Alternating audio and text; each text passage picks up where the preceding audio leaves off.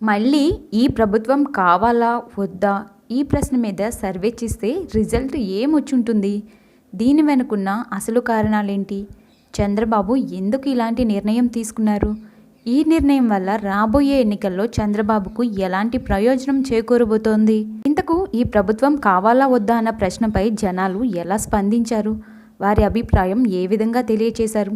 Survey result ఏమని వచ్చింది? ఇక ఇప్పుడు ఆ రిజల్ట్ ప్రకారం చంద్రబాబు ఎలాంటి నిర్ణయాలు తీసుకోబోతున్నారు?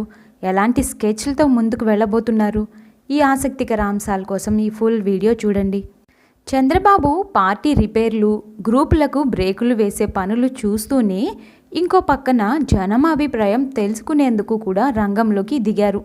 ఒకే ఒక్క ప్రశ్నతో జనం అభిప్రాయం తీశారు.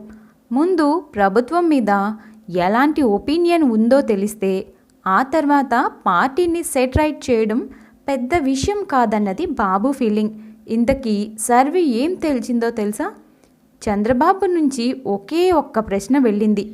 ఈ ప్రభుత్వం బాగుందా లేదా, పని చేస్తోందా లేదా, మరోసారి ఇదే ప్రభుత్వం కావాలా వద్దా అనే ప్రశ్నతో సర్వే సాగింది.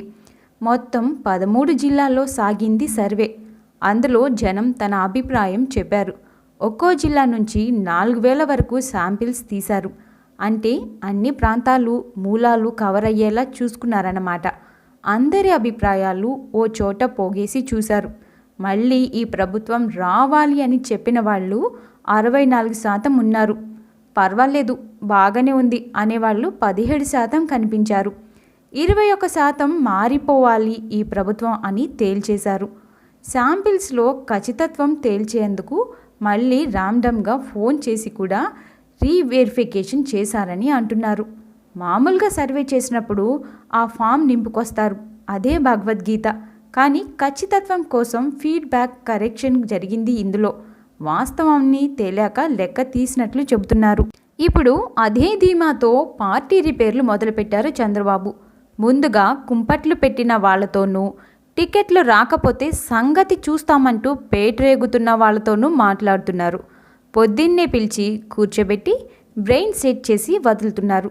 మన పరిస్థితి ఇది, వింటే ఉంటారు, లేకపోతే లేదన్న తరహాలో బాబు ట్రీట్మెంట్ ఉండేసరికి ఇప్పుడు సర్వే గురించే కాదు, బాబు కండిషనింగ్ గురించి కూడా చర్చ జరుగుతోంది టీడీపీలో.